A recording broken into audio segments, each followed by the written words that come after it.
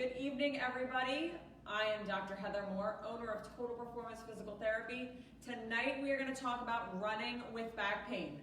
It sounds weird that I even have to say running with back pain because most people would not run if they have back pain. But let's face it, if you're a runner, if you're a triathlete, we run through everything. It doesn't actually matter. And the reason we don't get treatment for our back pain is because we're afraid someone's going to tell us to stop running. So I've heard this story 1,000 times. It's happened to me. You wind up with aches and pains. You wind up with your hamstring, your back. Something hurts. And you're either able to run through it, ignore it, or just get it in your miles and it doesn't actually matter that it hurts. So this happens all the time, and unfortunately it is a recipe for disaster. It will catch up with you, and I know that it is terrifying to come to the doctor to see what actually is wrong, because I know 90% of the doctors that people go to say, well, just stop running or just stop working out. And that is not an answer by any means. I am a physical therapist for the U.S. Olympic team.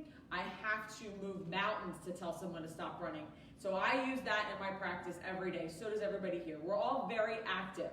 So while it is kind of disturbing that I have to do a Facebook Live on the fact that we do run with back pain, it is a reality. And unfortunately, a lot of times people ignore it to the point of not being able to run anymore. And that's usually when they come limping into my office, is they physically are unable to take one step forward. It is excruciating. So we need to stop that before it gets any worse, or before it develops into something where you can no longer run or you can no longer work out. All right, so the number one thing you need to understand right now is the worst thing you can do for back pain, knee pain, any of that is to stop running. It does nothing. Honestly, I have so many people that come in here and say, I stopped running for 2 weeks, it stopped hurting for 2 weeks, I started running again, a week or two later, it's back to where it was or it's worse. Don't stop running and don't address anything. It will not get better on its own. Unless you had a fall, you twisted, you sprained your ankle, you fell off a curb. That's what we call a traumatic injury. That's when you're going to be able to take 2 weeks off. The swelling will go down, the cuts will heal. That's a 2-week don't run type of scenario. But if you have knee pain that you can't figure out, it just started hurting one day. If you have back pain that just started hurting one day, that is not a reason to stop running or working out. In fact, that's the worst thing you can do. You solve nothing by taking 2 weeks off, taking some leave, and then going back at it. Your pain will come back and your pain will be worse. It's not going to come back on day one because you've got enough anti-inflammatories in your system to kill it. It is not going to come back day one. It will come back the next day, a week later, a month later, and it's going to come back with a vengeance until you can't run anymore. So I know we're going to talk about running with low back pain. I'm going to give you some strategies. Don't worry. However, it is not okay to run with low back pain. This is something that you have to address. All right? We offer free consultations. All you have to do is call our office at 215-997-9898. We'd be happy to see you. Do not wait. The longer you wait, the worse this is going to get. Why do you run with low back pain? So honestly, most of the low back pain I see with running did start as low back pain. Raise your hand if you've had knee pain before when you were running, or hamstring pain, or gastroc pain, hamstring pain, quad pain. One of those things, upper back pain even. These are common things that people have when they run that they wind up trying to fix with their lower back. Now, what do I mean by that? So when you have, let's say you have a hamstring issue. That's a really common thing to flare up your low back. Hamstring starts to hurt. You've got to alter the way you run. Now, here's the other thing you have to realize is that when you run and you run for a mile and you're like, oh, that hamstring pain went away. It didn't. It did not go away. You changed how you are running. I don't know how, okay? Your body's intelligent. So it will shorten your stride. It will change where your foot is hitting the ground. It will do something in your body. A lot of times with your hamstring and hamstring pain, your lower back, you're gonna start to tighten it up. Now you don't know you're doing this because your body is just gonna start recruiting muscles like there's no tomorrow. And you're just happy because you got your headphones in and you're running. You have no idea this is going on. So don't think that this is something like, oh, I'm gonna notice it. No. You're like, oh, I've gotta get in 6 miles today, so I'm going to run. So you have this hamstring pain. What you're gonna do is so the hamstring is going to attach at the pelvis. So the more motion your pelvis has, the more your hamstring is going to hurt. So you're gonna start locking it down here. So you're gonna tighten your low back just to help the hamstring out. And this is where I say most low back pain doesn't start in the low back. It's because you had knee surgery or a knee injury or an ankle injury. And the back is a very, very, very strong muscle collectively, and it will help any way it can because it is basically the center from the top to the bottom, all right? So most people who have low back pain, it didn't start as low back pain. That's not everybody, but a lot of times it is. So if you think back, you're like, oh yeah, I did have a hamstring injury. Oh yeah, I did have a knee injury. Did you address the injury, first of all? And then we can work on the low back. And this is where a lot of treatments fail for low back because you don't address what originally hurt. You just want to do a couple stretches and continue to run. And that's kind of how you play it. And it's really, really important that you don't just gloss over this. It will take you out of the game, I promise. Okay? This will stop you from running. I won't have to tell you to stop running. You will eventually have to stop running. All right? So pay attention when you have low back pain. And I'm not saying, again, we're going to address low back pain that is independent of anything else. But when you have low back pain, think back. Did you have knee pain? Did you have hip pain? Did you have an ankle injury? And you kept running on it? That's a lot to do with low back pain. All right? So the first thing is find the reason for your low back pain. All right, so let's say you can't think of anything that you did before, but now you're still running with low back pain. You wake up, your back is stiff. You go to bed, your back is stiff. You're getting old, you're just stiff. All right, so what about that?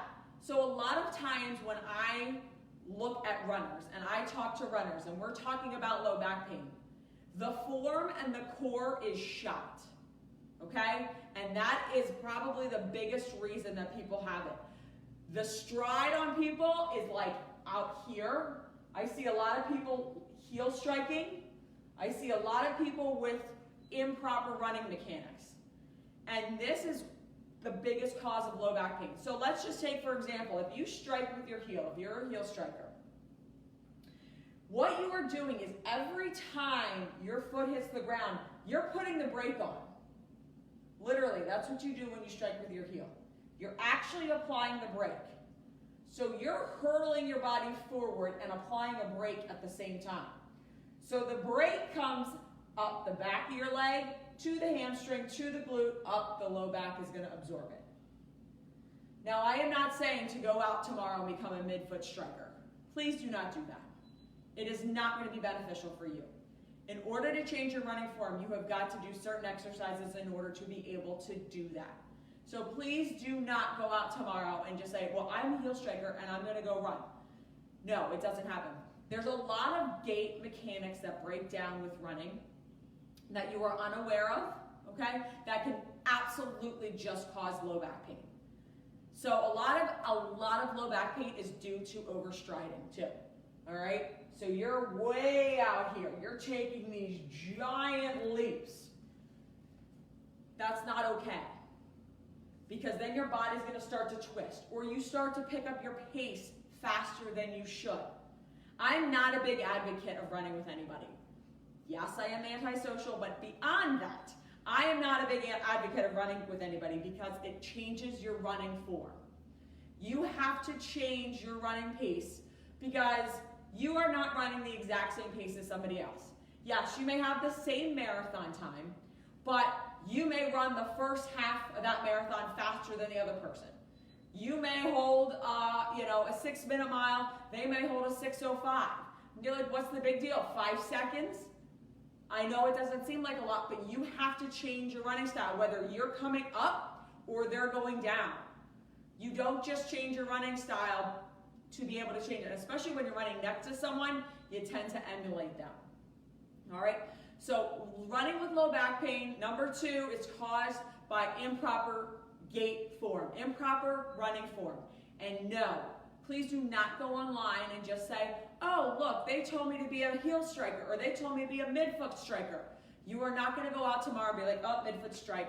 Do not go buy a pair of Newtons and try and be a midfoot striker. It's not going to help, and you're going to wind up busting up things. You actually have to change some of your muscles. You have to change how things work. All right? So when I talk about change, I talk about back pain, I talk about strength training. It is like a curse word in the running community. Oh my gosh, I have to strength train. It is necessary. It is necessary to do a little core work. No, you don't have to go to the gym. No, you don't have to do this for 15 minutes, a 15-minute killer upper body workout. Should you do 15 minutes a day of core and shorten your run a little bit? Yes. Should you commit to at least 3 times a week? Yes. Most runners have a very weak core. And when you have a weak core, when you run, everything here is floppy. So when you run, if you run with low back pain, one of the strategies that I want you to do is actually try to clench your butt and to run shorter strokes. So you're basically contracting your abdominals, squeezing your butt. It's going to look like you're running with a stick up your butt. All right? But what that's going to do is that's going to activate your abdominals and your glute muscles and your hip muscles. You're going to go slower, but it's going to train them to turn on when you're running. If you run with low back pain, that means you're running like a piece of spaghetti and you're all over the place and your back is doing this. It's why they tell people with herniated discs not to run, because they can't stabilize it. And it's not correct. If you have the appropriate abdominal control, you are able to control the spine. You are able to control the forces going through your body. Most people don't have that. Most people are literally, if you just took a gross picture of them, it would be all over. Your spine is absorbing all these angles, all this force, instead of tightening up your stomach, tightening up your glutes, running with a shorter stride, running a little bit slower until you can figure out how your abdominals turn on, how your glutes turn on, without you having to majorly contract them. I guarantee you, you go out for a 15-minute run, you try and contract your abdominals and your glutes at the same time for that whole 15-minute run, you're going to get exhausted.